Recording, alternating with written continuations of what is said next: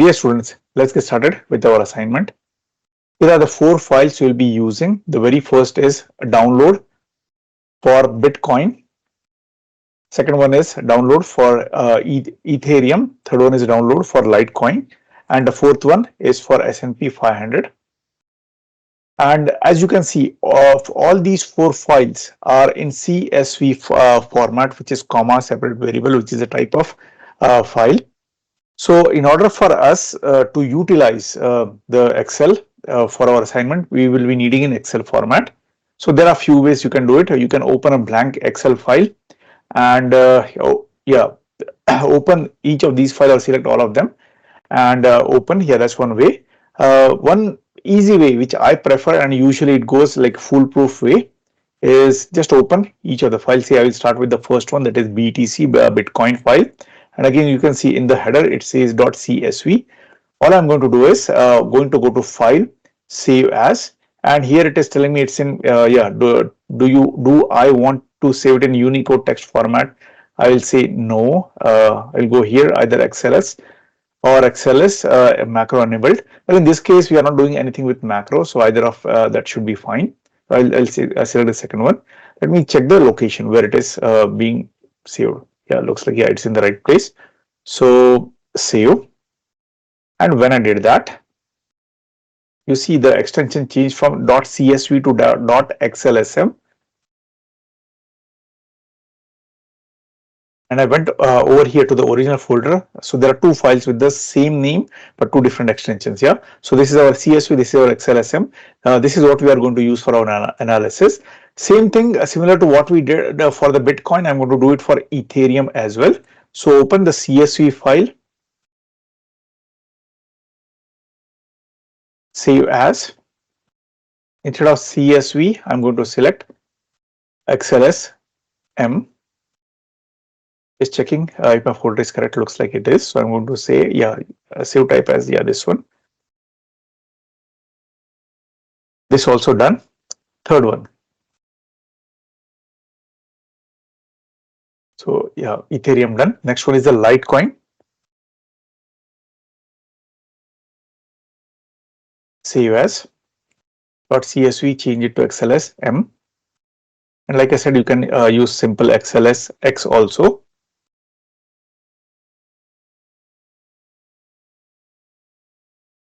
And let's do the same thing for final one. That is for S&P 500, Standard & Poor 500, the stock index. Save as. Browse. The right location, yes. Save. Now with that said, I have corrected the extensions. Well, I'll just keep this file away. Extensions for all the files that we'll be processing. So again, in the original folder now, instead of 4, there are 8 different files. Well, 2 duplicates of each and 4 total unique files. So first one BTC, which is Bitcoin. Next one is Ethereum.xlsm. Then LTC, that is Litecoin, XLSM, and finally S&P 500 XLSM. Let's get started with our assignment. The very first, I'm going to open this file, S&P 500 XLSM.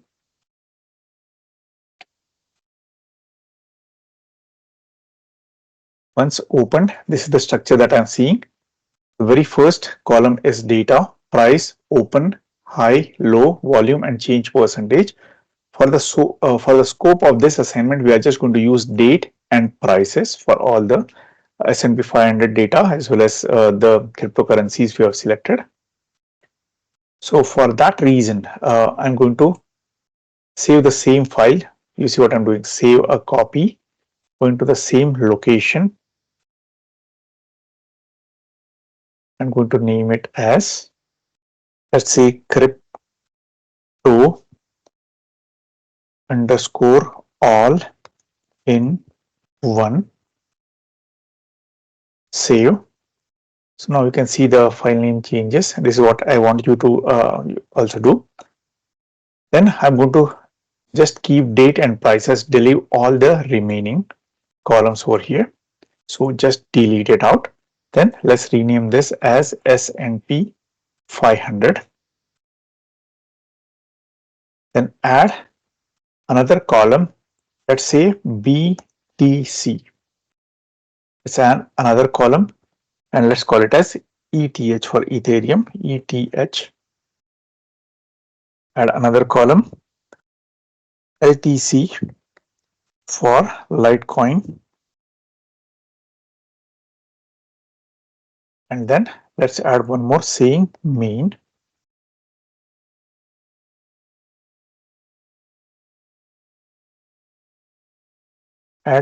Let's drag this main all the way to the front. Then add one more column. I'm going to drag it all the way to the back. Let's call it as SP500 underscore BTC is one of the analysis we are going to do. And for now, this will be the last sheet we are adding. Let's call it as crypto. IP crypto versus VS SP500. Now going, oops, yeah. Hey guys, this is what I'm going to do, and this might be a useful information to you as well.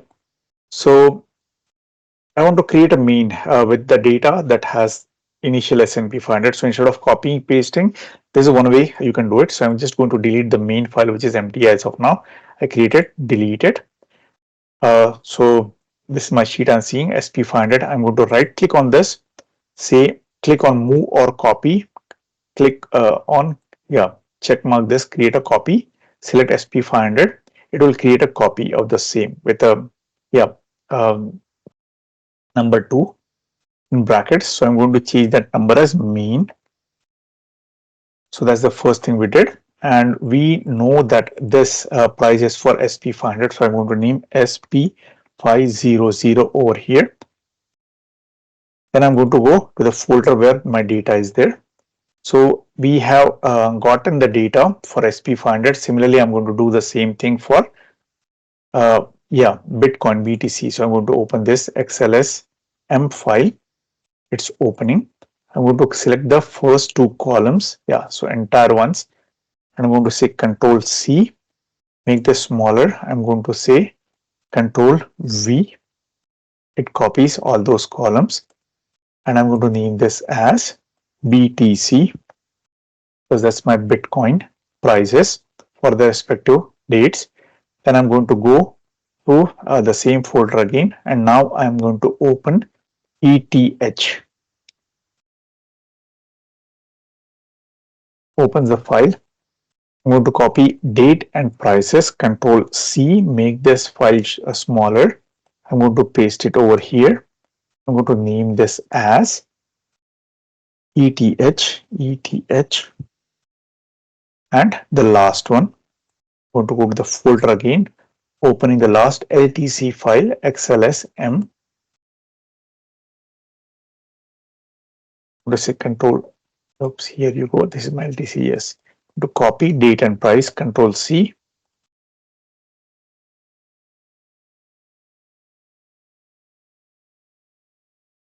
LTC.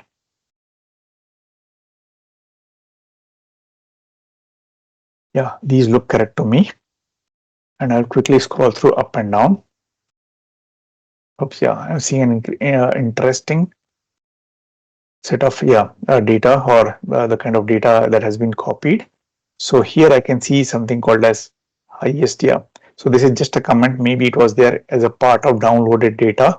So this is not so useful data for me. It's going to cause me confusions. So I'm just going to delete it. I saw a similar thing here as well. So I'm going to go, select anywhere over here, Control Shift down.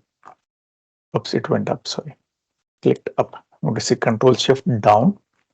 And here as well, I saw something that was an added comment.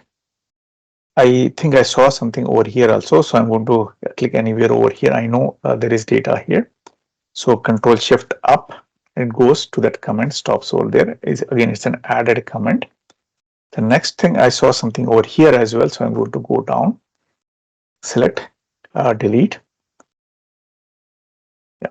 So glad that we checked that, and it's a very good practice. Like I always say, doesn't hurt to quickly review the data and check the limits, see if there are any errors and bugs and so on.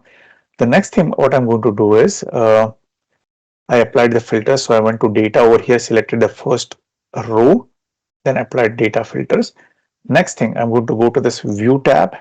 Again, going to select the first row.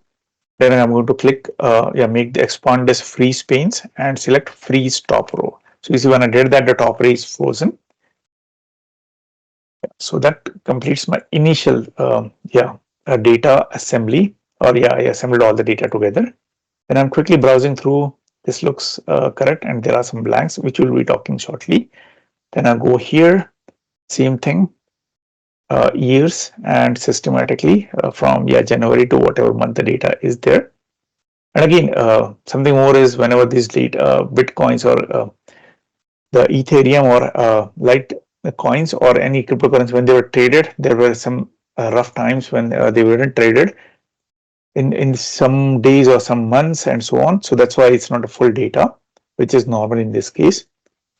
And finally, for here, looks normal to me. So this is the data I put together, everything in a single file that's called crypto all-in-one, and in the main file. Now you can see I'm quickly browsing through. Oops, you see the first date over here is 20th October. Here is 21st, 21st, 21st. And I scroll down. You see all the cryptos are 10 October. This is 5 October. Yeah, so there is a big mismatch going on. Looks like for most of the crypto, whatever we have seen so far, they are matching, but not for the S&P, which could be normal. So nothing wrong with it. So for that reason, quickly bounce. Yeah, so looks like all the dates are starting with the same number for the crypto, and S&P is different. So I'll pick the earliest date, that is 20th. So for that reason, what I'm going to do is I'm just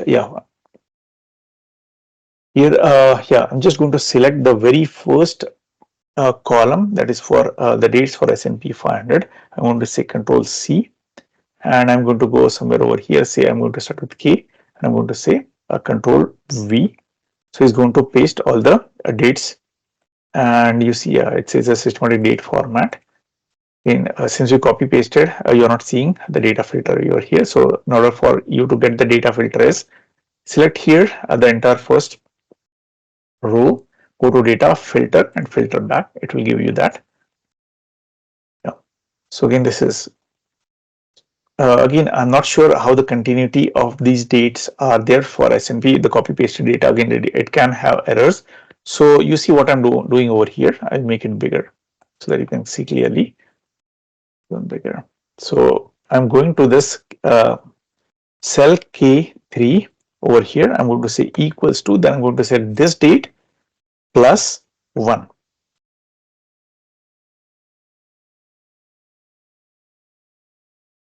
Oh, sorry, it should be the opposite way. So I'm going to say equals to this date minus 1. Yeah, because you are backtracking. You see, that's another observation. Is you see from October 20th, 2017, it's going backward, and same is the case over here, and that's the reason why I'm clicking over here. That is this date minus 1, and now I'm going to drag this formula all the way down. Oops, one more thing I need to check before doing that is among these, which is the farthest date. So looks like 2010. In January 4, 2010 is the farthest. So I have to make sure I reach that January 4, 2010. Yeah, so it should be a lot of data points. So very first is I'm going to double click over here. It is going to fix all the dates until the last date as shown in this column. Then I'm going to click anywhere over here, and then I'm going to say Control Shift down to take me to the last date. But again, for some reason, it only took until 5th of June 2012. And again, based on the date we checked, we need to reach this point, which is 4th of January 2010. So I'm going to manually drag. At first, I'll just randomly do all the way down and just check where it is. Oops, yeah, looks like we are one whole year down. So I'm going to continue dragging. Randomly stop. And for you, it might take you a few trial and errors. You might be, you might overshoot significantly, you might undershoot. That's normal if you're doing it first time, nothing wrong. So again, getting closer, 8 more days. 5th and one more day. Yeah, perfect. So this, and again I selected this 4th of January 2010 because among all these dates, yeah, that's the farthest away date. Yeah, so that's the one. And if I check over here, you see 2012, so nowhere close to 2010. So again, still that 4th of January 2010 is the farthest, same here also, and the last one same here also. Yeah. So I did the first thing. Now I'm going to type in, say, SNP. Yeah, S.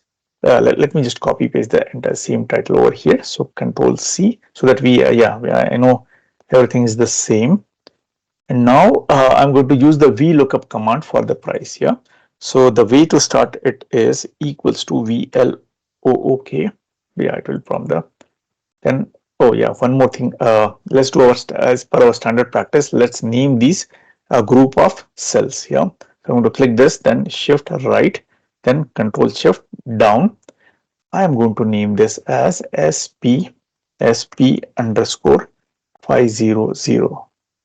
I want to click enter. So yeah, it named it as SP500.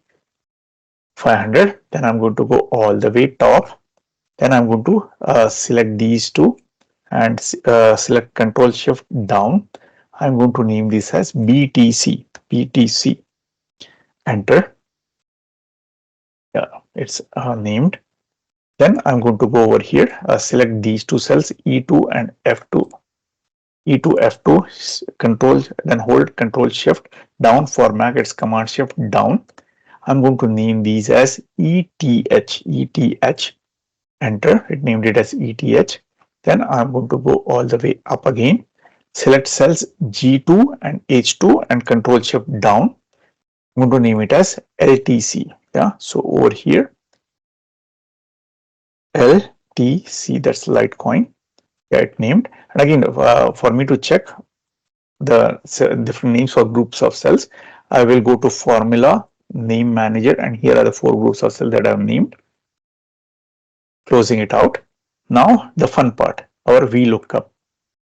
So I'm going to start equals to VLOOK, select VLOOKUP.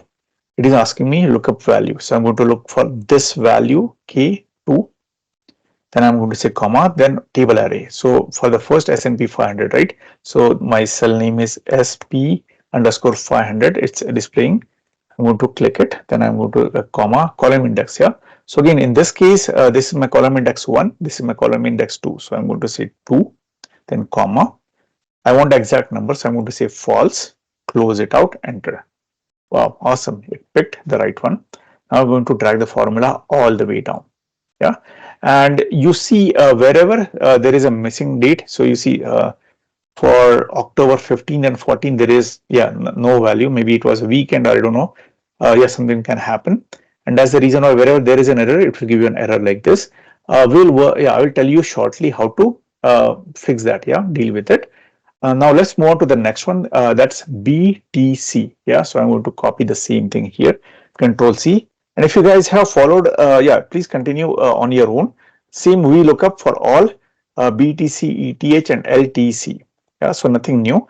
Equals to VLOOK VLOOKUP within BTC. Select again column index, same column index 1 within this date or data that is highlighted 1 and column index 2. So here also column index 2, then false again. Oops, BT, I know what happened. So I'm supposed to, I missed one step. No worries. I'm supposed to look for this value and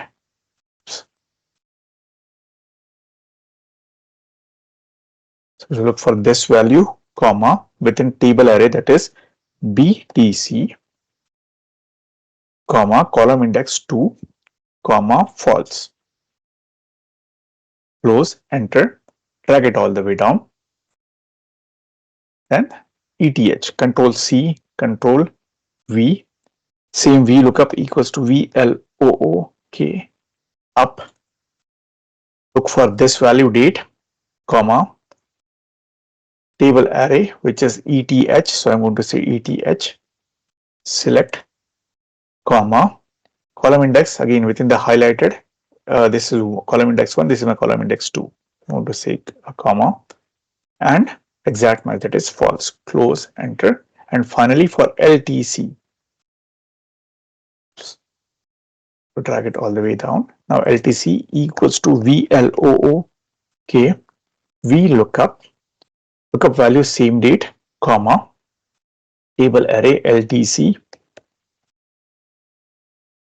comma, within this and this, comma, yeah, column index 2, then exact match, close, yeah, then drag all the way.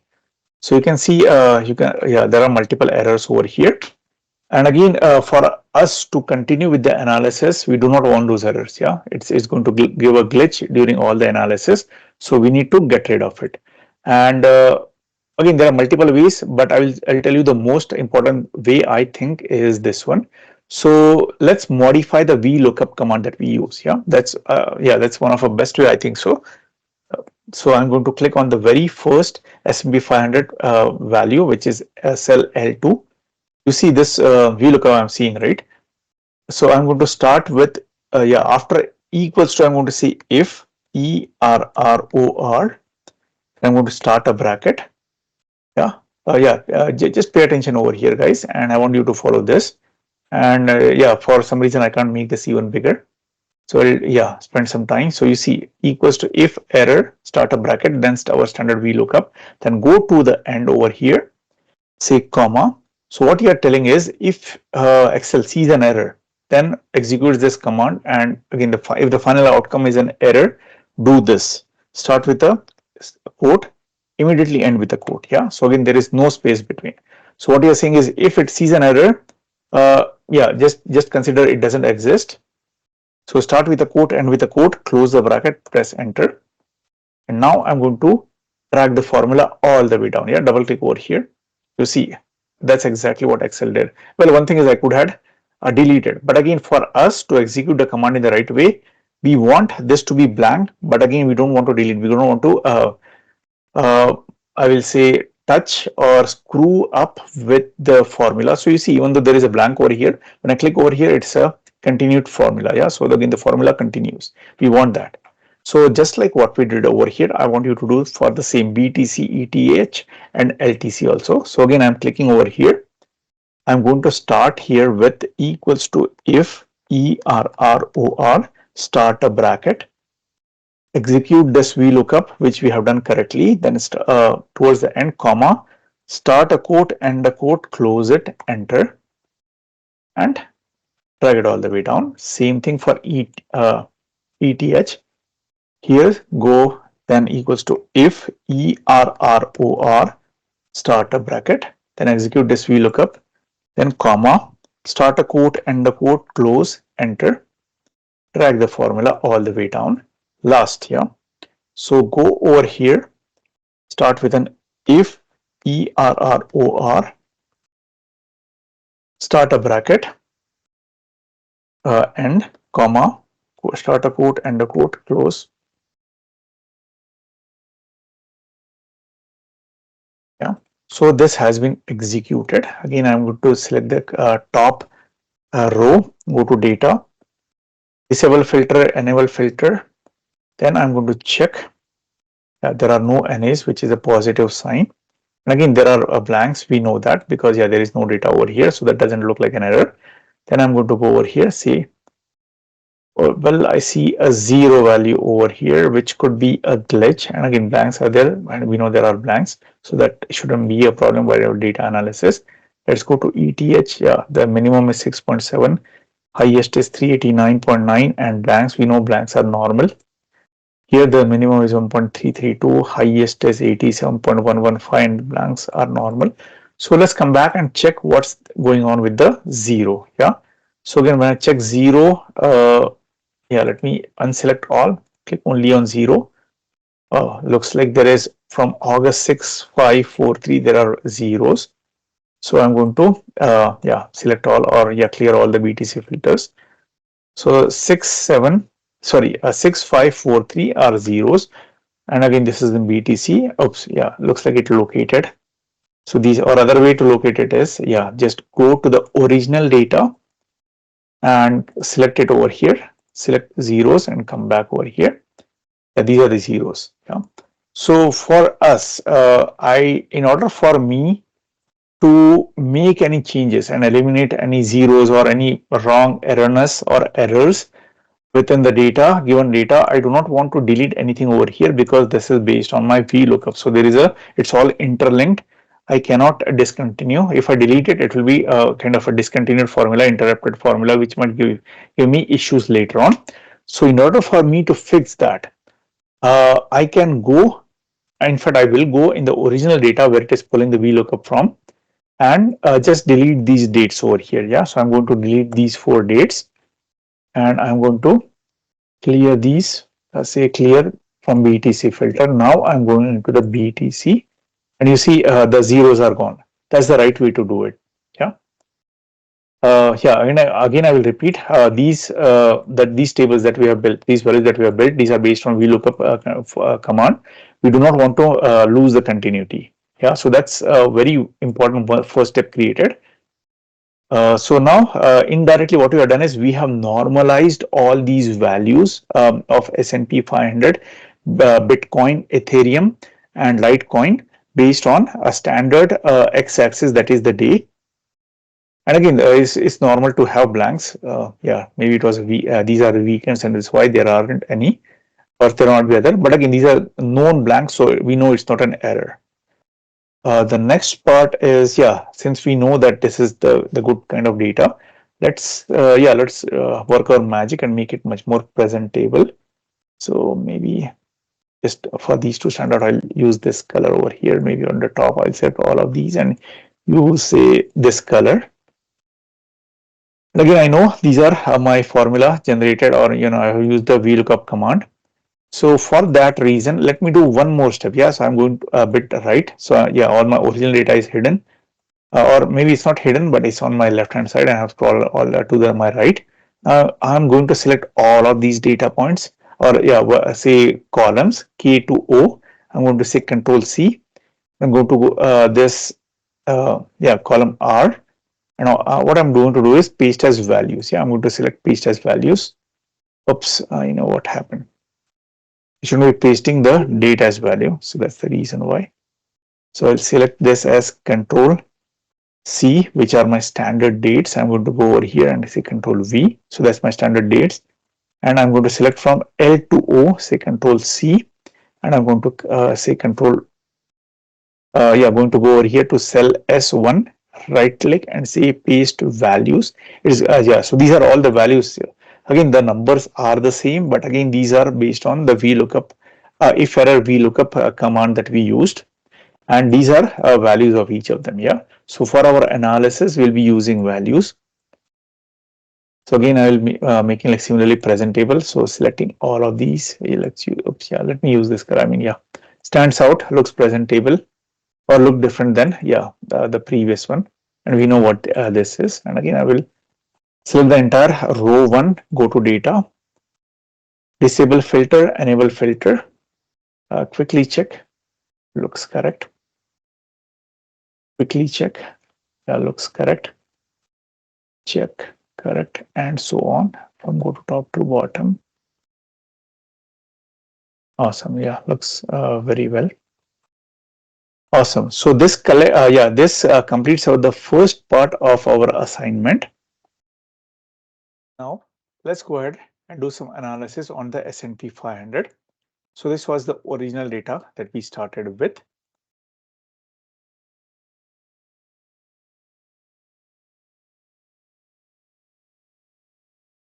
So the very first thing is you can see the very first date here for the S&P 500 is 20th October 2017. So let's go ahead and check, using this as a baseline, that is first data point. And when I scroll through, looks like there is data available from 2010 until 2017. Yeah, maybe this is too much data. 1, 2, 3, 4, 5, 6, 7, 8. Let's check for the recent 5 or say 6 years. So let me plot the horizontal x line over here, or let me get those annual reference dates. So for that, what I'm going to do is, you see there's this one date that I've copy pasted from here. You see this. copy, paste over here. And then I'm going to use a command called as edate. Yeah, equals to edate. See, this is the right syntax for it, format for it. Then it is asking me what is my start date.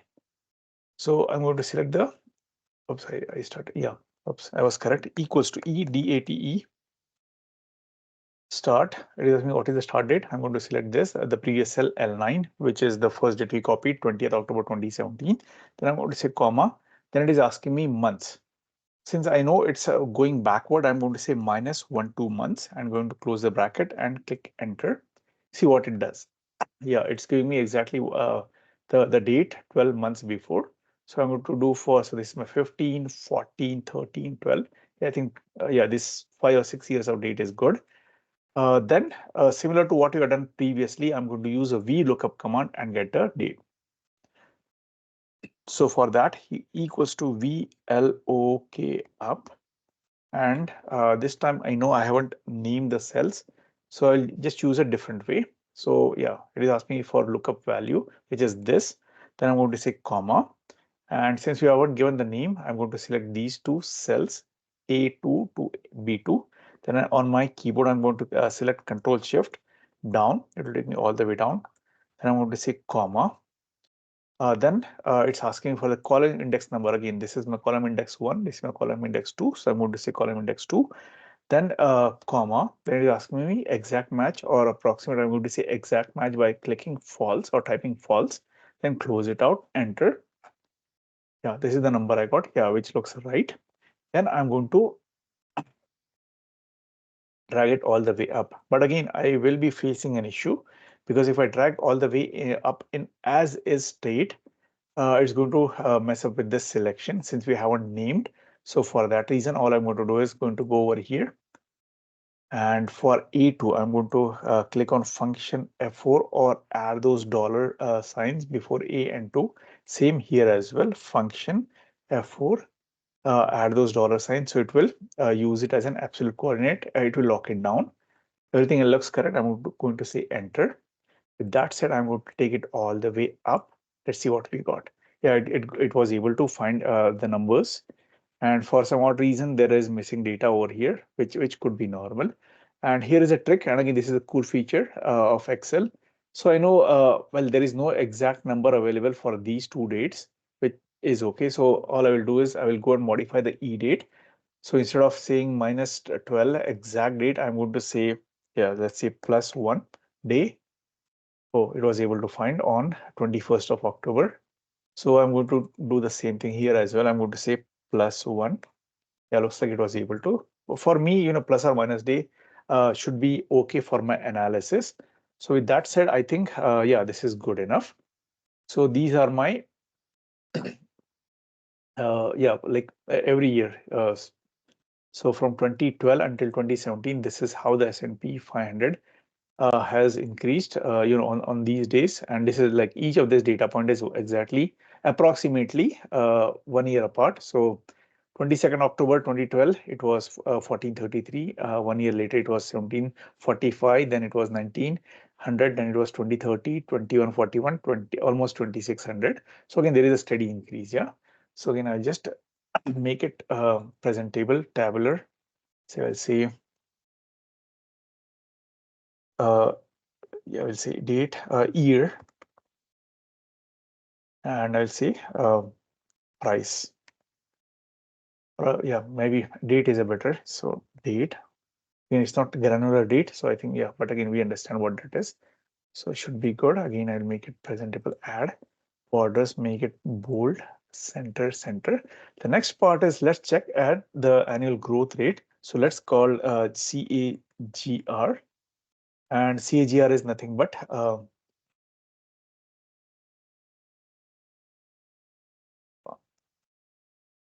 compound annual growth rate.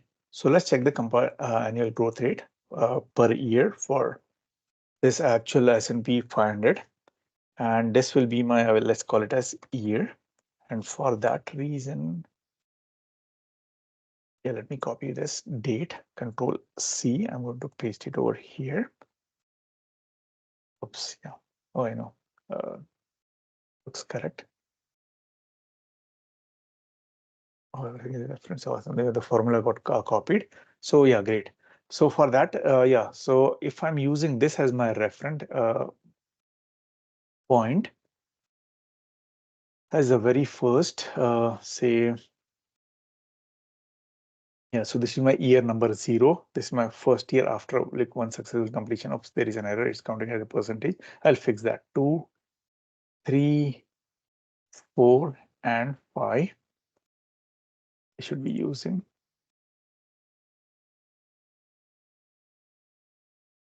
No worries. Let's go over here. Let me use it as a number. Oops, it got decimals. No worries. Now let me correct it. And these are some issues that even you might face. Okay, got it. 1, 2, 3, 4, and 5. And this is how you will be fixing it if you ever run into these issues. Again, I'll remove these decimals using this. I think this is good enough. So this is a starting point, which is year 0 after completion of 1 year, 2 year, 3 and 4 and 5 years. What is my growth rate? That's what I'm checking. So for that, here is my formula for CAGR. It starts with E equals to. I will select the very first value, which is my O9. Yeah, this is my value. So this is my starting point divided by the previous year. Yeah, O8 bracket close raised to 1 divided by the value. Yeah, the next value, well, technically it should be 1, but no worries, we'll fix it. Minus 1. Yeah, so this is how to, yeah, this won't work, I know, because yeah, there is a 0 involved in the denominator. But when I drag it up, oops, I know. Oh, it's a date format. Hey guys, let me just delete this, fix the format first and come back. Because here also there was a format it took. So it's a custom. Let me go ahead with a number. Yeah, let's go ahead with a number format first, then we'll fix it to percentage, because yeah, rate is a percentage. So then let's get started over here. So the very first is P equals to start a bracket, this number divided by this number previous year price, bracket close, raised to bracket start 1 divided by, yeah, again this time there is no 0 involved, so we should see a number minus 1. Yeah, so for the previous year I'm going to say enter. So awesome. Yeah, looks like we got a number, and since it's a rate, yeah, which is always measured in terms of percentage, it should be a percentage. So it's 20%. Wow, that's a great thing. And oh, I also spotted another problem. So let me drag it all the way up. You see, when I drag it all the way up, even the reference is changing. And again, I'm referencing this 2017 as my baseline year, and all these numbers like 3, 4, 5 are added based on 2017. And that's the reason why I can, yeah, I can say that these numbers aren't correct. For that, again, we had to uh, yeah, like log these numbers down. So again, I'm using that function F4 for the first. And here, I'm just locking the cell in O. I should be changing these numbers so that it can go all the way up. So only I'm going to use dollar for the O part. And pretty much that's it. So the first value will be the same, next value. Awesome, yeah. These are my correct answers. So let me make it presentable, and then we can discuss what we saw, what we are seeing over here. Yeah. So center, center, center, center. Perfect. These are my CAGR, compound annual growth rate, and I'll say NA. Technically, it should be N. Yeah. I can leave it blank. So this is the performance of S&P 500 from 2012 until 2016. So again, in 5 years, this is a solid growth. So technically what it means that if you had invested some money, say $100 in, yeah, on this date, 22nd October 2012, you would have received $112 by end of 2013. Then yeah, 10% more, 10% more, 10%, 13%, and 20% more. So this is a solid performance S&P 500. And well, technically, if you're looking at your finances for to the bare minimal, which is your 401k, any number that is 6% or above is a solid growth. So it looks like, yeah, there was definitely a strong growth. And again, these are real numbers. So yeah, these yeah, S&P 500 really performed well based on these numbers, I can say. So this is how we calculated. So how we analyze the data, how we got the prices for individual date. Yes, well, technically we use the VLOOKUP command over here. Then we use the CAGR formula, and for each other we check the performance. Yeah. Second thing is let's do some plotting here. So I'm going to select this cell A2 and B2 together, and then I'm going to say Control Shift down. It's going to select all the timeline, which is a date and prices. Now I'm going to go over here, say Insert, and within Insert, expand this. I'm going to say select a simple line chart. Oh, this is what I'm seeing.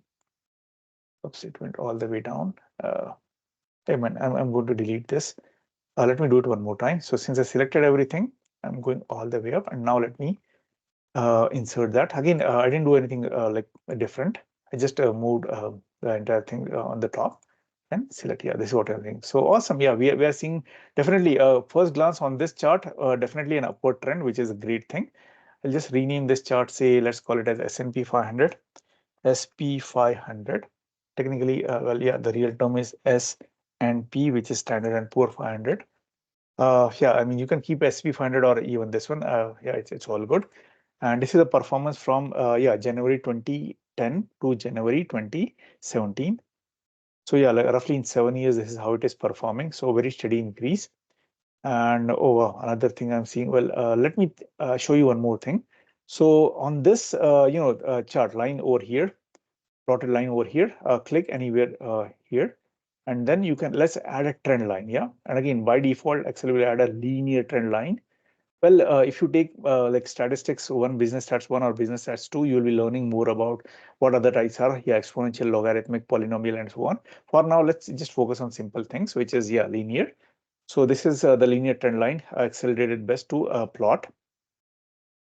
So technically, yeah, like from say January 2010, say, yeah, it was $1,000, and yeah, around this date, say maybe middle of 2015. So roughly in, yeah, 10 to 50, yeah, in 5.5 years, it doubled. So if you had invested $1,000 over here, in say, yeah, May, say June or July ish, 2015-ish, you would have got made it like $2,000 and so on.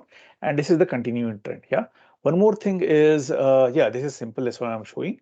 Later on, we'll be solving some assignments, predictive analysis and so on. So all I'm going to do is, you see, there are some things you are seeing. So all I'm going to do is, yeah, add display equation on chart.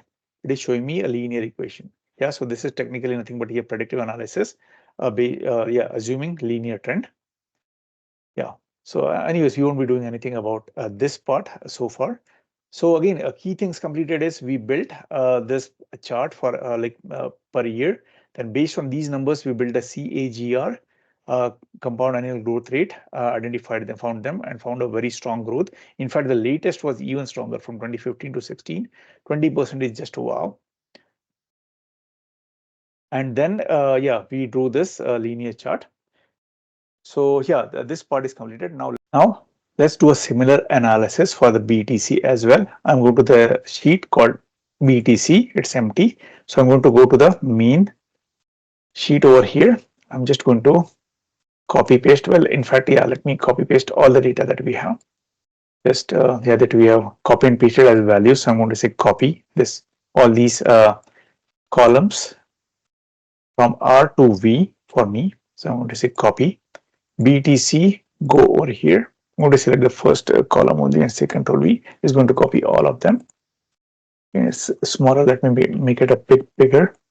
Adding a data, just standardize. I like to use this way. So later on, if I'm analyzing, I can quickly, yeah, analyze, look into the data.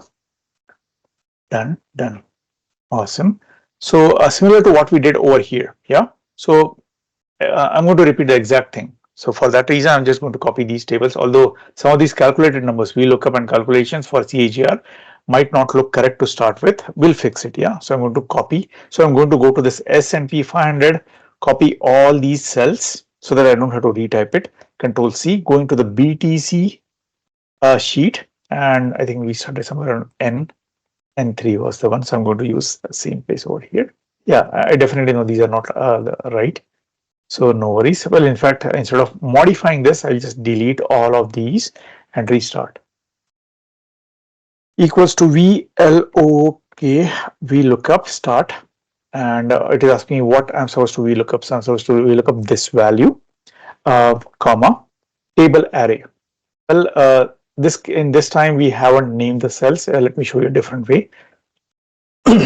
So yeah, we know, I mean, this is a BTC. So I'm going to select from here all the way here, and then I'm going to drag it down.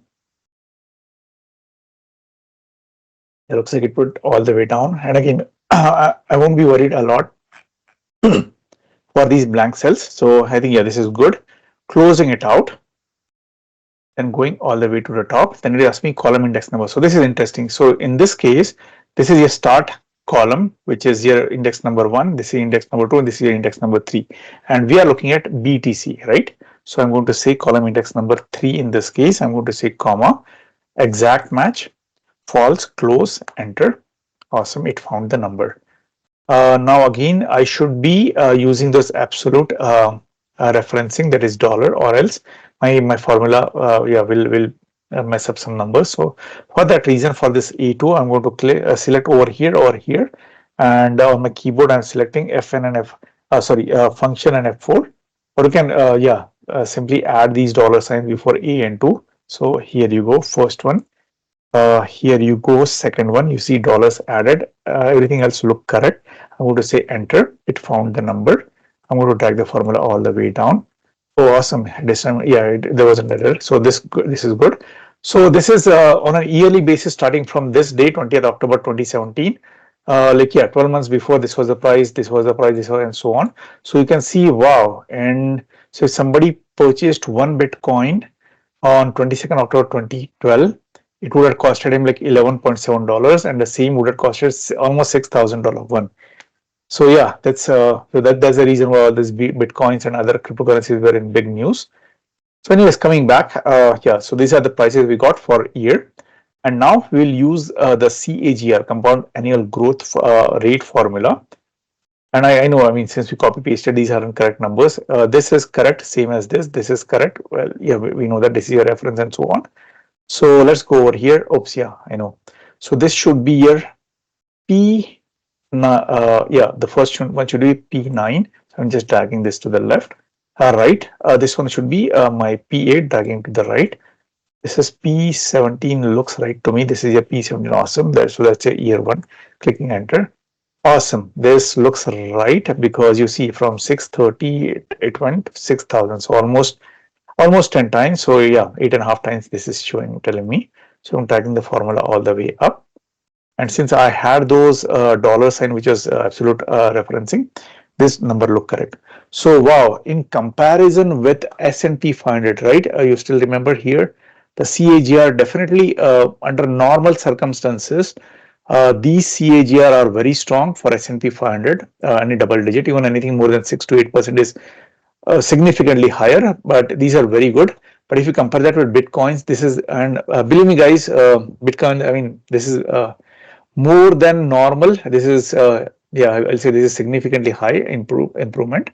So coming back, yeah, this is significant improvement. So again, for the first 2016, S&P was bare 20% increase, and this was like 850 times increase. So 8, wow, that's amazing, like 8.5 times more with respect to what it was before, and so on. So all these years are significantly higher. So let's do a comparison of, say, BTC divided by SP500. So let's do this, yeah, equals to this CR, and this is a comparison of CAGR. So I'm saying BTC, which is this, divided by S&P 500, which is this, and I will say enter. Wow, again, this is percentage. I should be using number. So wow, BTC Bitcoin gave like 20 times more return than S&P 500 for that year 2012, which is significant. And let me drag it down. Let me see if I have to. Oh no, I think yeah, this worked well. So if I select this, yeah, this formula divided by N17, correct, yeah. And again, this will be an error. In fact, maybe I should be deleting this. We know this is a year 0, and this should be blank or an A, something like that. So this is your performance for Bitcoin versus S&P 500 for these 5 years we selected from 2012 to 2017. So yeah, definitely Bitcoin performance is significant. And again, this is not so normal. So again, please don't get highly impressed, and please don't make any of your investing decisions based on these numbers. Yeah, I mean, well, there are lots of, I'll say, business or yeah, like investment theories. So make sure you study well before purchasing any stock or making investments. Please don't make your decisions based on this. Yeah, if you want, I can explain more. But yeah, that's my disclaimer, I will say. So coming back, so this part is done. Yeah. Now let's go ahead and add the same line chart what we did for S&P 500. So I'm going to say Control Shift down. Oops, I think yeah, that was good enough. And similarly, I'm going to click Control on my keyboard, start selecting so that I have selected these couple ranges of cells which aren't like together. And I can do it all together as well and plot. Oops, I know what mistake I did. No worries. I'm going to just hit cancel. I'm going to go right here. So yeah, this should be the one I should have selected to start with. So select A2, Shift, Control Shift down, and then same thing. Click Control all the way up. And this is just one way I'm showing. There are easier ways also, which we'll learn shortly.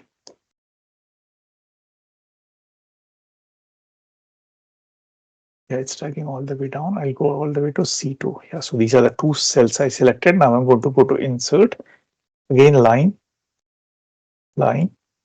Perfect. Yeah. So this is the behavior in comparison with S&P. Yeah. So you see, whenever it was introduced, well, let me name this BTC. Awesome. So whenever it was introduced in say, or maybe in 2010, yeah, value is 0. So maybe it wasn't introduced at that time at all. And let's see what this number is. I just have to hover my mouse slowly. Oh yeah. So February 9th February 2012, it was $5.83. And there it peaked out from $5.80 to 1. Even this was impressive, 160 to 187. Then here it peaked at, yeah, slowly hover your mouse and hold it. It was 104, almost 1048. Then it dropped down, and then recent times until 2017, it was like almost 6,000. So that's significant increase. And similar to what we did in our S&P 500, if I try to fit in a trend line, so clicking anywhere on this and add a trend line, again this is a linear line. So unlike S&P 500, which I'll say, yeah, this linear line is a good fit, I will say, but with respect to BTC, yeah, this isn't a right way to describe the BTC, which is Bitcoin behavior. So again, in this case, doesn't look like a linear curve is a good fit. Maybe it's an exponential, but again, that's out of scope of our yeah, class. So I'll leave it as is. Now, similar to this, let's go ahead and do the same thing for Ethereum as well as the last one, which is your LTC, that is a Litecoin. So same thing. Well, in fact, let me just copy this whole thing. It's the same data. Let's do a standard way. Going to main sheet, copying all this. So copy this Ethereum ETH, Control V. Well, let me do the same thing for LTC as well. Control V, because we are going to use it. And going to the S&P 500, copying this thing. Yeah, it's going to be a repetition. So BTC we did. I'm going to go, and I think 3. Well, it gets shift. So Control V. So it starts with N 3, which is correct. I'll do the same thing here as well. M. So copy pasting it over here, and again let's go ahead and change the numbers over here. So this is correct, and again I'm at ETH, which is Ethereum file. I know these numbers aren't correct because it is looking within SP 500, and these numbers are for SP 500. So again we'll do the standardized way: data, filter, view, freeze, top row, make the top row bold. Now VLOOKUP, well, better, the easiest way is to delete all and redo it. So equals to VLOOK, VLOOKUP, start, VLOOKUP within what? So again, I'm going to, so we are doing ETH, so I should be dragging from here all the way here, and then Control Shift down. It goes to full gen, so that tells me it's all data, comma. Now it is a, oh, I kind of hurried. So sorry for that. Coming back, we look up for this value, comma. Start here, shift right, ETH, control shift down. Yes, 4th January 2010.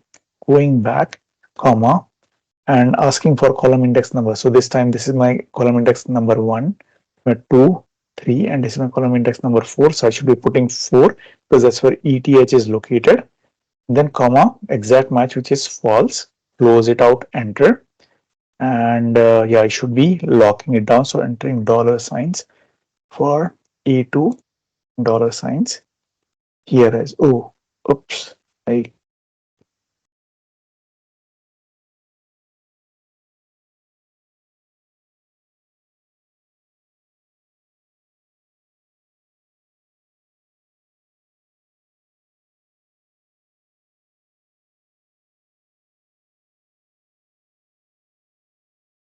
so hopefully the recording is still on.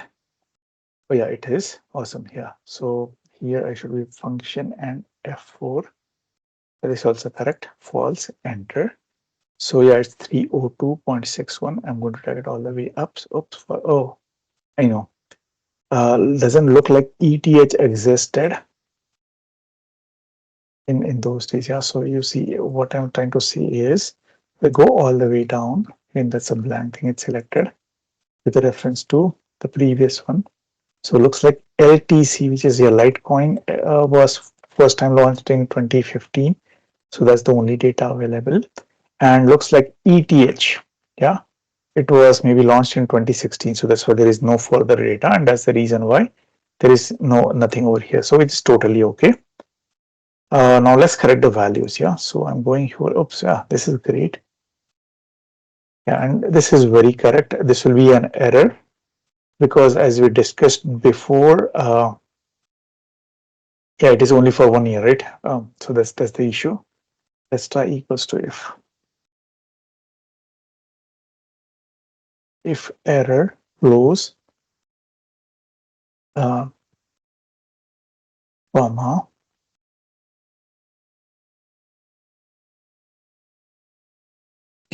comma, colon, wait, oops, yeah, that doesn't look like it's wanting to work.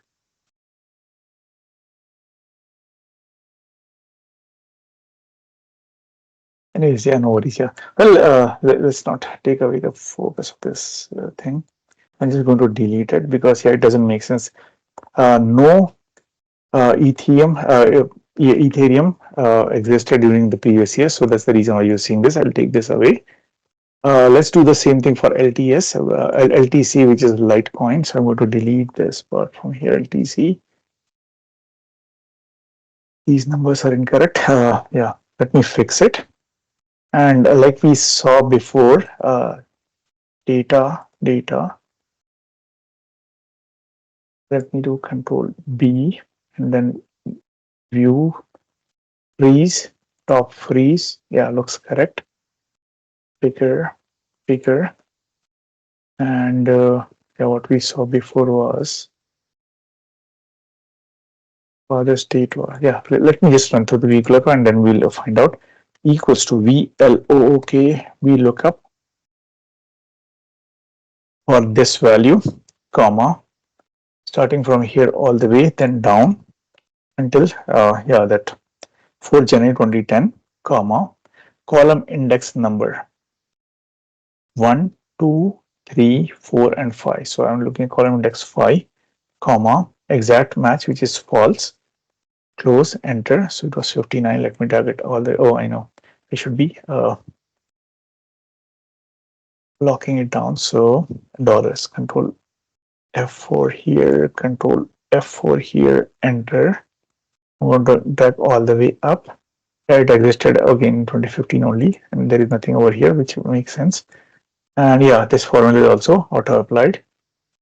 So when it was launched, within 1 year, yeah, it was like 341% increase, and within 2 years, it was like 1500%.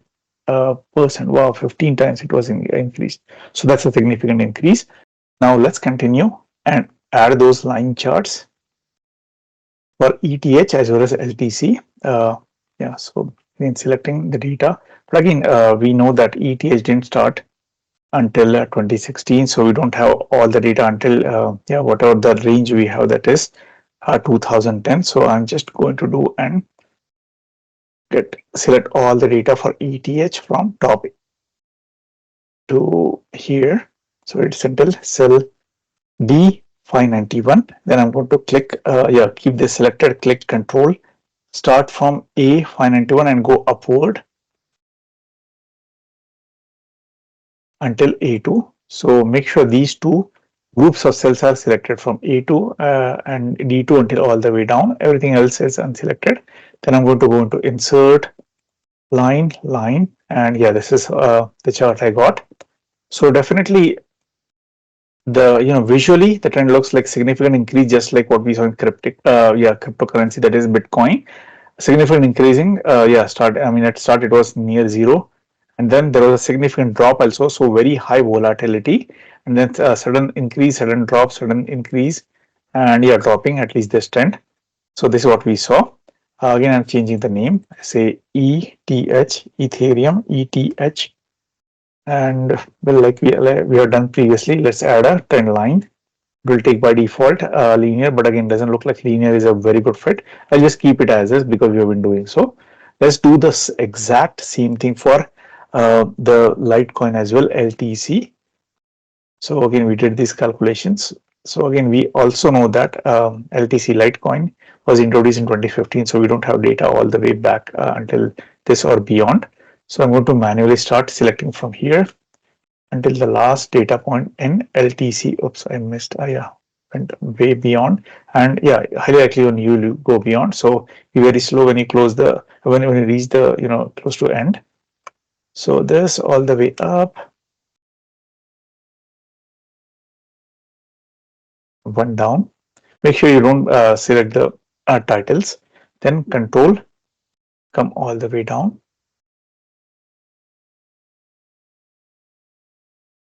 Yeah, here you go. This is where it is. So yes, correct.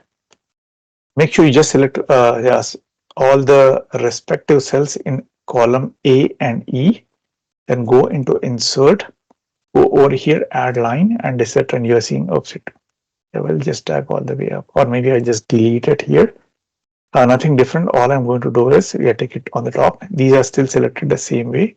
Insert here, and this is what I got. So similar to well, trend wise, similar to Bitcoin and Ethereum, even Litecoin has shown like similar trends.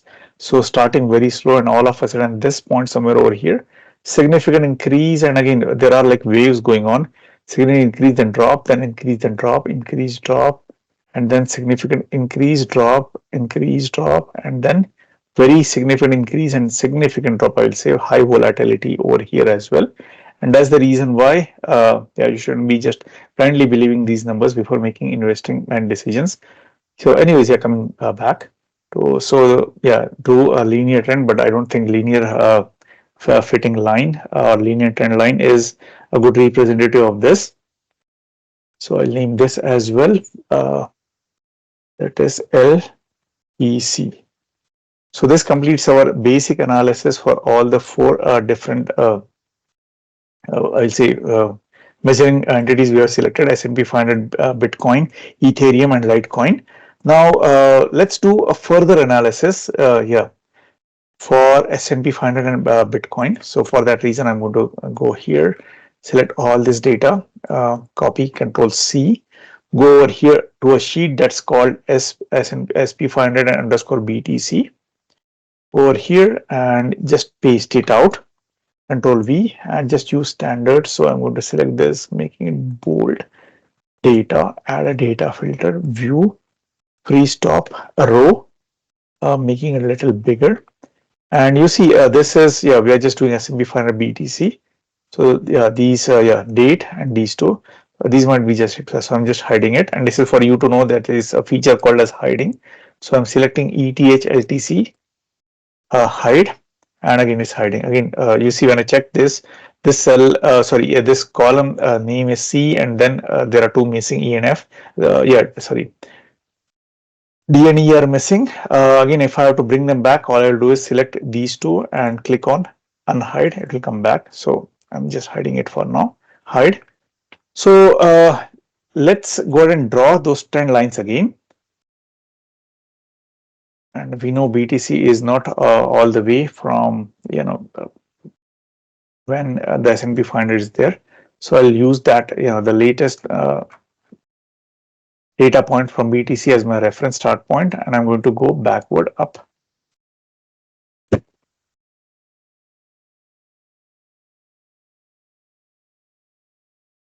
There are lots of data points, so it will take me a while, and again I'm going slow on purpose. Getting there, almost there. Awesome. I will keep out the headers. Then again I'm going to go over here and insert line, say this way. Oh yeah, no worries, it's going to show me, yeah. So again, this looks like a like kind of messy data out here. Let me check, yeah, some things. Select data.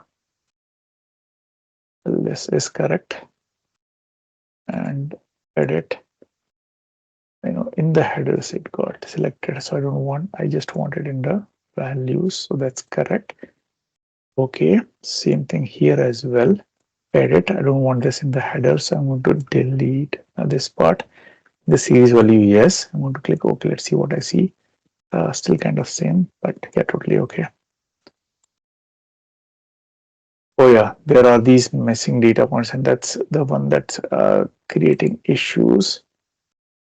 Yeah, it's just turning it to 0. This is not what I want. So let me do some edits over here.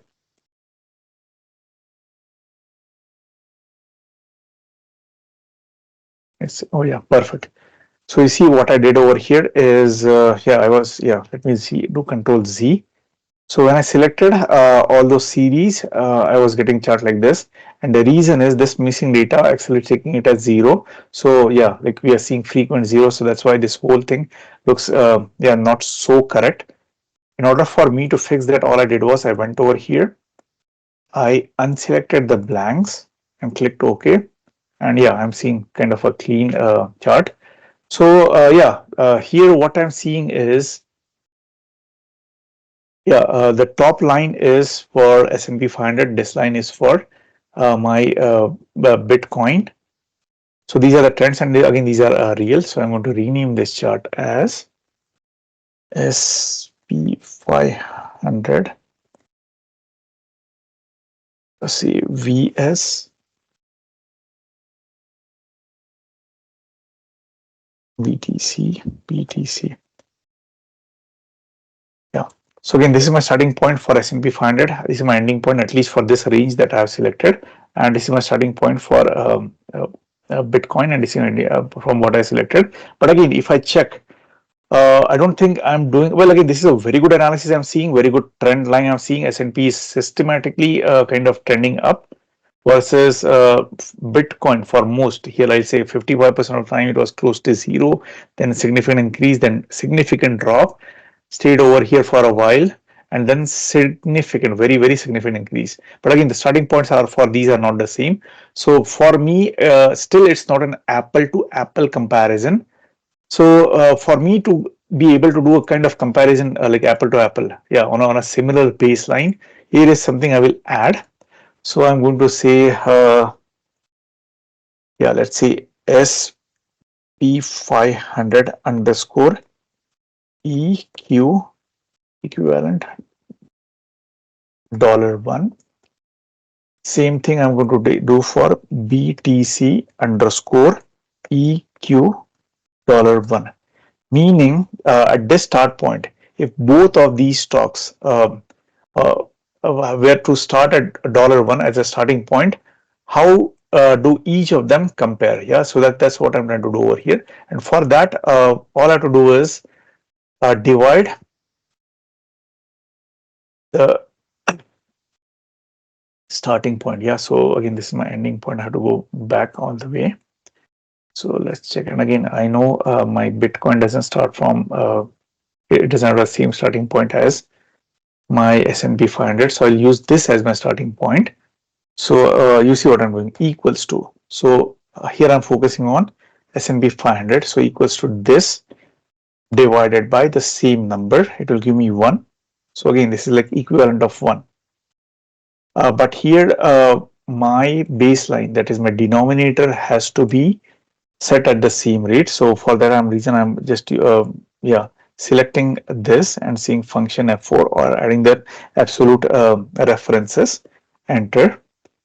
And same thing I'm doing for the Bitcoin as well. Yeah. So if I have to start at $1 for each of this currencies or performances for S&P 500 and Bitcoin, I'm doing comparison for. So equals to this value 6.1 divided by same value 6.1, but denominator I'm locking it down. Say function F4, enter. And now if I drag both of these up here, so first one,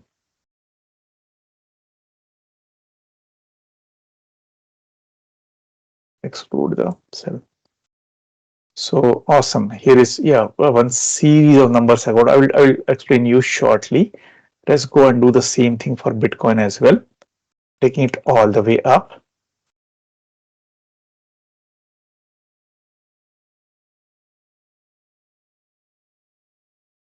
Yeah, so I'm seeing lots of decimals. So for that reason, I'll just reduce here. Maybe one decimal is good enough. Same thing for this as well. I will take it all the way down and reduce the decimal. Yeah, let's keep just one for now. I think that should be good enough. So what these two columns, oops, I don't think it went all the way up, but no worries. Let's fix it now. All the way up. This as well, all the way up.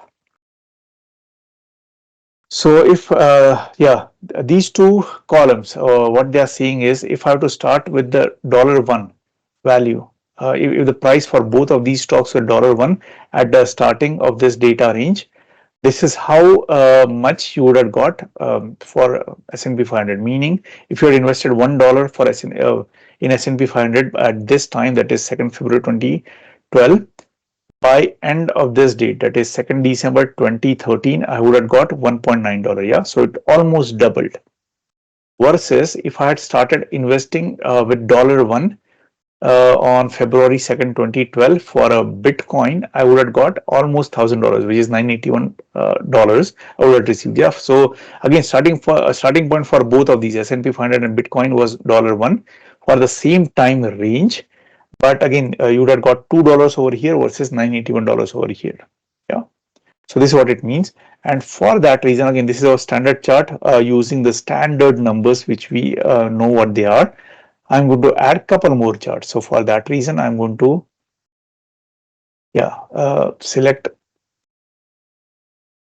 these two, control shift down. It's taking to this range. Then I'm going to keep them selected, control on my keyboard, taking it all the way up.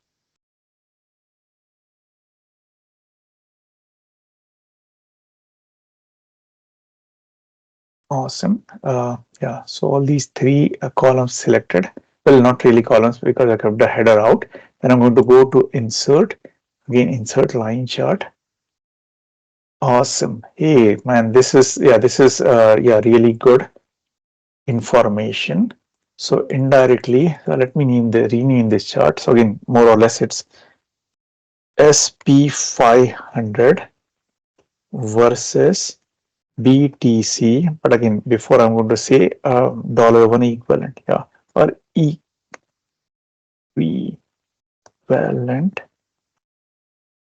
$1 underscore. Yeah. So what this means is if both of them has started at the same time with a cost of $1, this is where S&P 500 would have ended, which is like almost 1.9, that is $2. And yeah, for Bitcoin, it ended at 981. So this is, yeah, this is what, yeah, we are seeing equivalent to 1. So this is another a very important, I will say, piece of information over here that explains the behavior of these two stock types using some equivalency, say, I will say formula converting and so on. So yeah, even this part is completed. Thank you so much, guys. Now let's go ahead and do a similar analysis for all the cryptocurrencies that we have analyzed so far. So for that reason, I'm going to add another worksheet.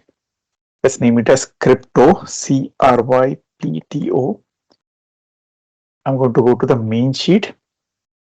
Then I'm going to copy these 4 cells, and highly likely my dates might be changed or messed up, but we'll see. And if required, we'll correct. So copying these 4 cells, R to V, going to crypto again, control V. Oops, looks like it didn't. So that's a great news. Then our standard practice, select the top row, data, filter, view, freeze top row, we'll make it a little bigger, and I'll just hide, oops, other way, just uncheck the blanks here. We'll do the same over here also, if any. So go all the way down, uncheck the blanks, go all the way down, uncheck the blanks, the way down, and none. So that's a great news. Also, we know that, well, so far I have lined up all the data sets together, and this is only for crypto. So just to make things easier, I'm just going to delete S&P 500 from this. So delete it, select the whole and delete. Now quickly checking up. Yeah, there is complete data. So in fact, my starting point here is 10th of March 2016. Going over here, yeah, 20th October 2017. So with that said, let's do our first thing, that is, let's go ahead and start adding a chart over here. So I'm going to select all of these horizontally, then Control Shift down, going to select all of them, then insert, go over here, add a line chart. I know exactly what happened, and for that reason, yeah, well, we have no other option, but we have to, yeah, manually select all of these. So I'm going and yeah, holding my mouse cursor somewhere in the center of this chart, right clicking, then selecting select data. This is what I'm getting. So the very first is edit. I'm going to go over here.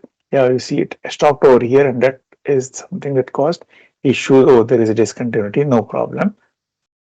So for that reason, again, go from bottom to top. Starting over here, I'm going to select all the way. And again, this might take you a while because I'm doing one at a time. Selecting all, that's my, yeah, label range. So that is fixed. This one, edit. Select this edit, and this is BTC. I'm going to select BTC. Going over here, I'm sure the data range also, yeah, there is a discontinuity, and that's the problem. Well, one thing is I can change here. Yeah, this looks right. So instead of this, all I can do is B2, enter.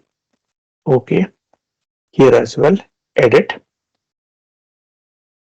For the title series name, I'm going to select ETH.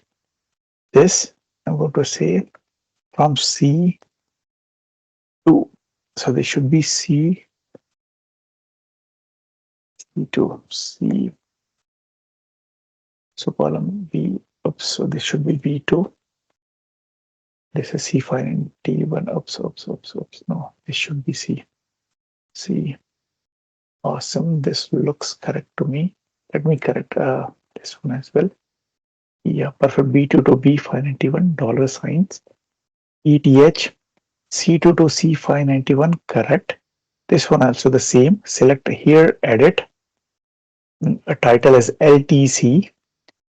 Then here this should be my D2 to D591, correct. Okay. And let me go and find the chart. Oh yeah, perfect. Here is the chart. Oh, unfortunately, it went all the way down. No worries. A few ways to do it is, yeah, I'm moving all the way here. No worries. Let me name this as, say, crypto. CRYPTO, crypto. And yeah, so this looks right to me. So here, what I'm seeing is I'm comparing all the three cryptos on the same graph. And since my first one, that is my Bitcoin, there is a significant change. Yeah, for the major part, you are only seeing the behavior of the Bitcoin only, versus for the Ethereum as well as Litecoin, there is a minor change, so you can't see. So one way to help with that is just select this line for the Ethereum, and when I do that, well, you might not see this. Yeah, that small window on the right side at the first. So select it, right click on that, and then select format data series. Then you might see this one. Then yeah, you go to the series options, and over there by default it must be saying primary access. Select secondary access. So now what Excel did is, yeah, so you are seeing two axes over here. So the left hand side axis is for your Bitcoin, which is this blue line, and the right hand side axis is for your Ethereum, which is your right line. Yeah, so this kind of enhances. So you see the range on my left hand side, it starts from 0 to 7,000. It's a very good fit for your Bitcoin, versus this series, it goes from 0 to 450. It's a very good fit for a Ethereum. I guess we need to do the same thing because for the LTC, which is Litecoin, because you can hardly see any change, because compared to the other two, this is a very small change. So I'm going to select that as well.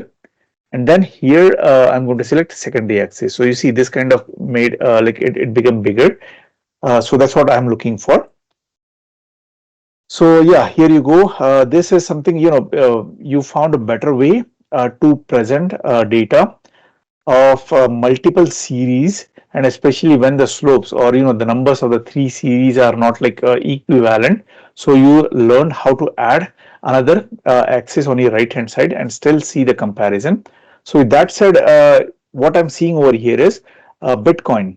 It started very well, and then it increased and then dropped, and then there is a trend, yeah, like increased, dropped, and increasing significantly again, versus my Ethereum. Yeah, like yeah, it didn't start as well as Bitcoin, but at some point the rate of change was way significant than Bitcoin over here, and then it significantly dropped. Yeah, so this is indicator of high volatility, and then again significant increase and drop and significant increase.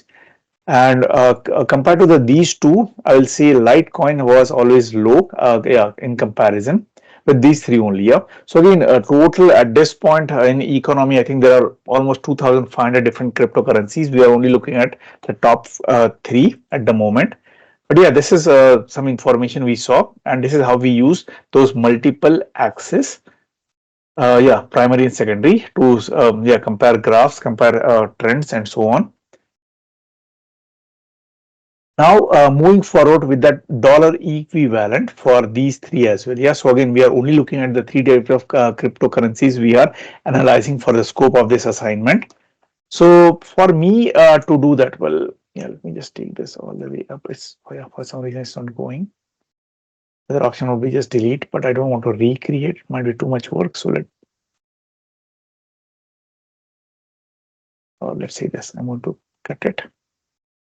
I'm going to go all the way up. Control V. Oh, it worked. Excellent. Yeah.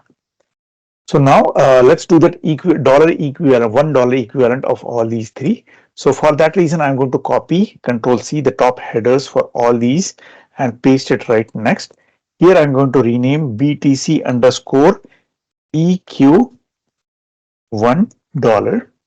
Same for ETH, ETH underscore EQ $1 and LTC underscore EQ $1. And we are going to start from the way back. Yeah, so you see this is the starting point we are considering. So again, the problem we are trying to solve is, you see the starting price for each three of these types of crypto stocks was different. So now we are trying to find if all of these the price for all of these three types of cryptocurrency was same, that is $1. How will it look like at this point in time, which is the latest data, that is October 10, 2017. So for that, we are doing a check of equivalency.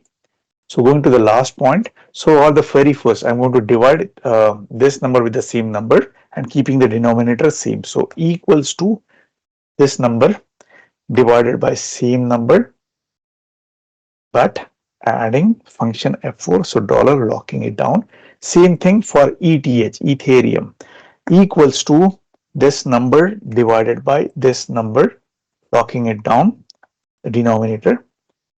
Then for Litecoin, equals to this number divided by the same number, locking it down, F4, enter, selecting all three and dragging it all the way up.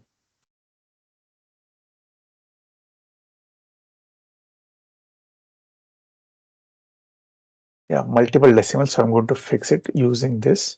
Yeah, let's use just one decimal here. So wow, this is a great trend I'm seeing. So what this is telling me is, if I started with a Bitcoin with $1 when this whole trend started, which is 10th March at 16, or at least for the data we are looking at, by the end, which is 20th October, I would have it would have been valued $14.4. Same thing for Ethereum. It was much more, right? I mean, compared to Bitcoin, at least for this range. We definitely know that Bitcoin, as the range increased, the Bitcoin went significantly higher. But yeah, for all those technical reasons or data availability reasons for these three currency at the same time, this is the only range we are looking at. So yeah, this is how Ethereum would have behaved.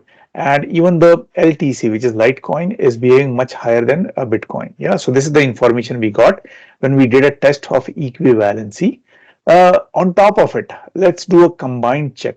Yeah, so I'm going to add one more column over here, and I'm going to say combined, COMBINED, and this is nothing but I'm going to add these three. So equals to sum of 1, 2, 3, close, enter. I'm going to expand the formula all the way down.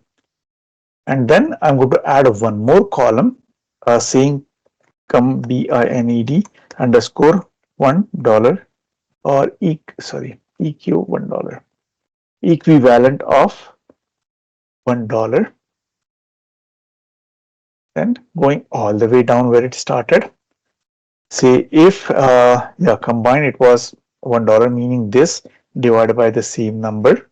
So that is your reference baseline, reference point. F4, locking the denominator and then dragging this all the way up. Yeah.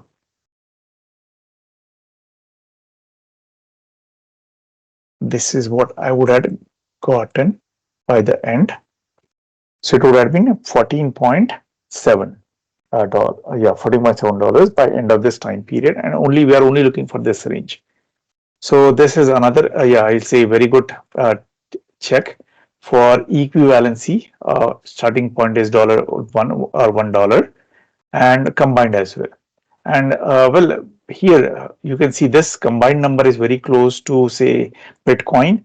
And when I look at the details, I'll say, you see the price of Ethereum 300, Litecoin almost $60, versus the price for Bitcoin at this point was almost 6,000. So it looks like there is a high weightage of Bitcoin acting over here. So that's why this price is very close over here, because of the actual price value as well. So this is another very good learning lesson for you to know. And now let's chart, let's do a graphical comparison, apple to apple. So for that reason, I'm going to select these three going all the way down. So selected these, and then Control Shift down, and then clicking Control, selecting my dates all the way up, then going to insert line, and this is the apple to apple comparison for dollar equivalency. So I'm going to start with EQ1 dollar underscore CRYPTO currency, and this is my chart. And oops, I can name these better. And again, how do I name these is, let's use the standard Excel option. So hovering my mouse somewhere in the center, right clicking over here and select data, and within the select data I'm selecting series 1 edit and series name. I know this is my Bitcoin equivalent, so I'm going to say Bitcoin equivalent, say okay. Series 2 edit, I know this is my Ethereum equivalent, so Ethereum equivalent, click OK. Then third one is my edit, then this is my LTC, that is Litecoin equivalent. Select. So with that, this is how we came up with that equivalency chart. And for here we don't have to do any more analysis because this is more of an apple to apple comparison. So again, starting point for all these three at the starting of this range is $1, and you can see, oh wow, this is very interesting. Well, almost until this point, October, from March to October, or maybe somewhere over here, I will say more or less they were same. Well, not for Bitcoin, but others were more or less like, not a significant rise, I will say, for all the three. But this is the trigger point when all of these just took off. And just for this range, definitely your Ethereum went significantly high, but again, volatility was low. So just imagine, somebody purchased over here, they would have made, still made $14 over here. So $1 would have been $14. But imagine if somebody purchased Ethereum at this point, 32, and by end of this time, it would be like less than half of it. So that's the effect of volatility. So that's why you have to be very cautious while investing. So this completes our I will say equivalency comparison also for the three cryptocurrencies. Now let's move forward and do the same type of analysis for crypto versus S&P 500 also. So for that reason, let's just go to our main sheet, and again we can do a partial copy paste from here as well as there. But frankly, I think the easiest way is just to redo, because we know most of the part it's repetitive. So let's go and do. So I'm copying all these, going to the crypto versus S&P 500, pasting all these, then same, select the top row, data, filter, view. Oh, sorry, what did I do? It's for now, I just still make this bigger. Now going over here and view, freeze pane, freeze top row. Awesome, this looks good. S&P 500 is here. Dates look right. Then let's remove all the blanks. So uncheck BTC, uncheck ETH, uncheck LTC. None. Awesome, that's a good news. Then let's add one more. Control C, Control V of the same. And here S&P 500 underscore EQ $1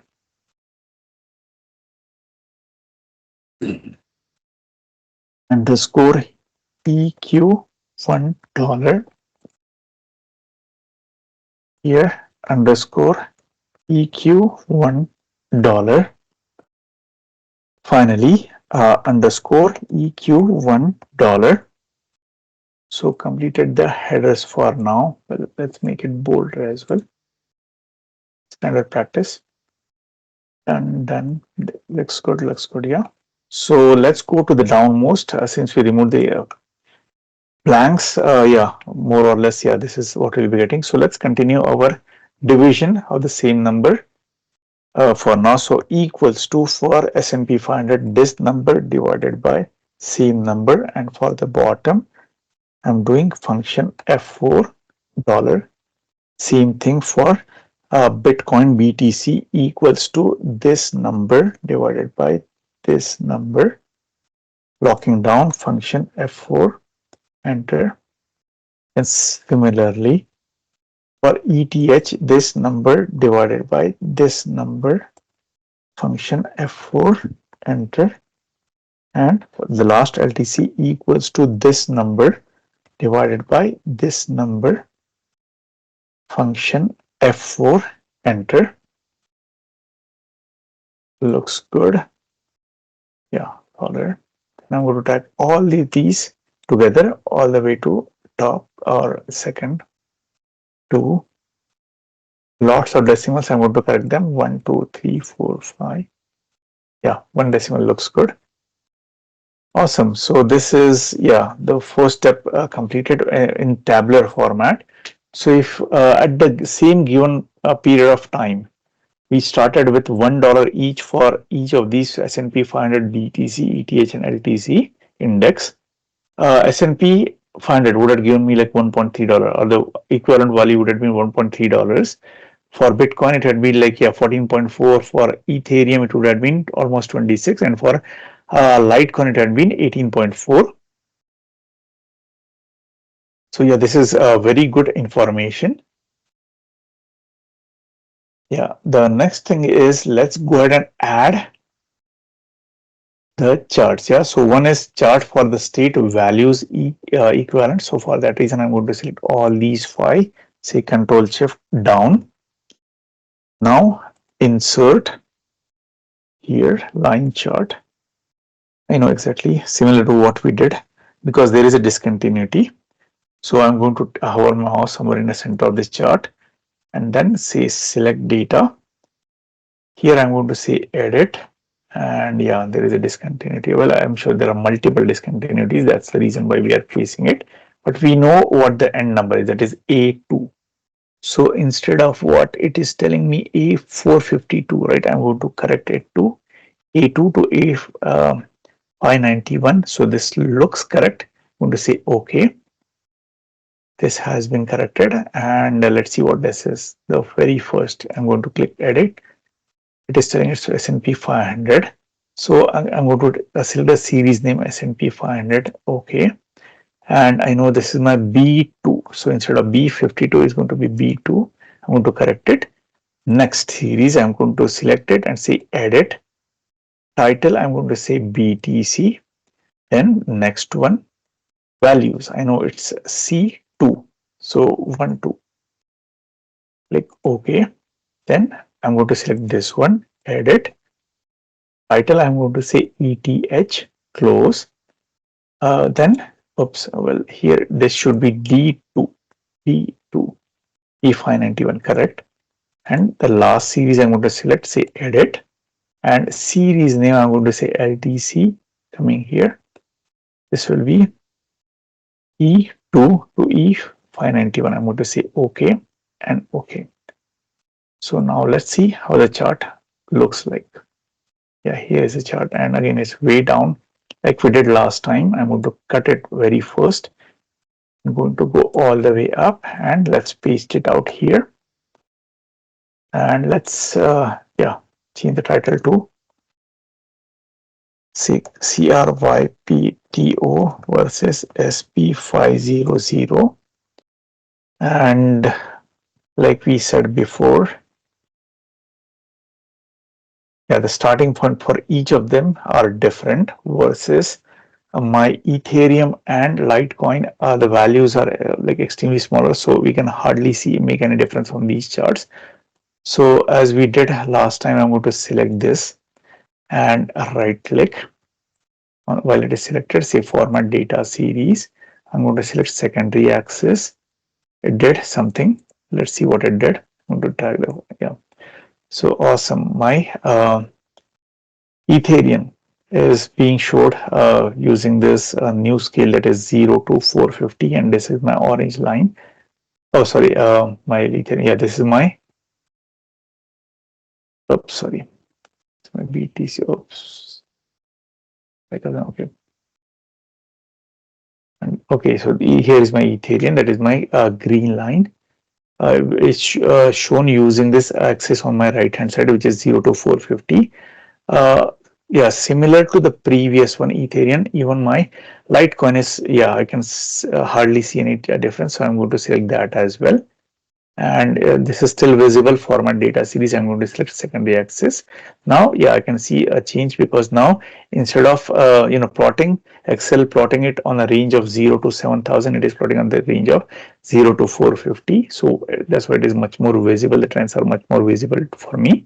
So this completes my this part, that is charting on the similar axis. Now let's continue and complete our analysis for equivalent to 1.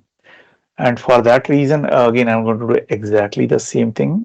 So selecting these four and then selecting Control Shift down, and now selecting Control and then selecting all my dates from 591 until A2.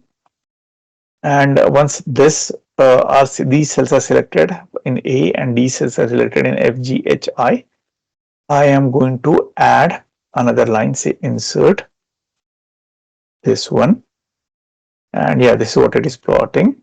So again, this is more like apple to apple comparison, because in this case my starting point for all of these indexes, S&P 500 and all the cryptos, is $1, and this is how it will look like.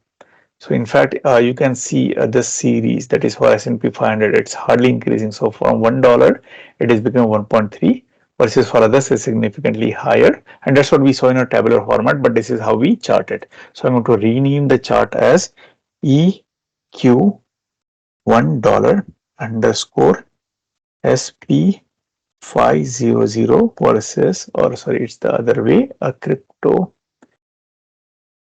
CRYPTO versus SP500. Delete. And yeah, I can still make it look a bit better by doing this. Say select the data, series edit. So I'm going to edit the name as, oops, what was the series one was F. So my F is SP. Yeah. So this is going to be my name. Edit. If is this one. Awesome. This is done. Now second series. Second series is my G series, which is my BTC equivalent. Third series edit. It is going to be my H, which is ETH equivalent dollar. And then lastly, here. So here is my I, LTC equivalent dollar. Okay. Yeah. So yes, this is how we plotted all equivalent. And here also we can see there is a very small increase in S&P 500. If you want to use the same trick we used, like using plotting it on a different scale, just to make it a much more visible trend. So I'm going to select this and say secondary axis. Oops. Yeah, it's completely messing. So yeah, I will better go back and keep it this way. So anyways, yeah, this is more of an apple to apple comparison of rates only if all of these four indexes had to start at $1 at the beginning period. This is how it will be at the end period. Yeah. So this completes our assignment. There will be a quiz associated. Please save the file with your name underscore your name and take the quiz to get your scores. Thank you so much guys for your time, your attention, all your hard work.